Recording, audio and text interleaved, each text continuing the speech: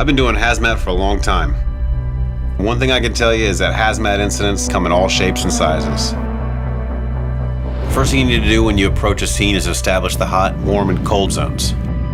Now, DJI's M300 with the laser rangefinder and POI function can give us a new way to do that. Hot zones are dangerous.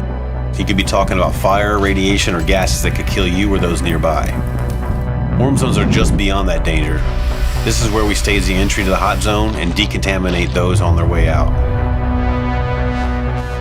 Cold zones are safe zones. This is where we put our support and mark off the air to civilians.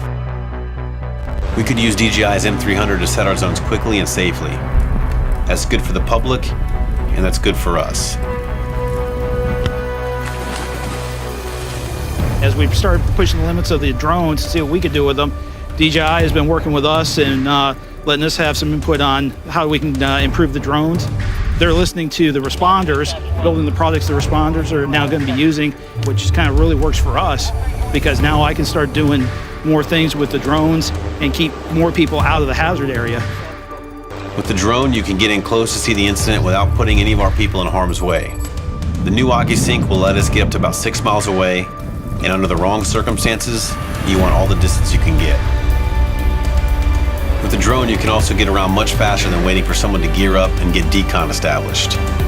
And we can now have eyes on that scene in real time. At 50 minutes flight time, it's also got more juice than any other drone we've used before. Using the new laser rangefinder, we can measure the area and set the zones with a bird's eye view.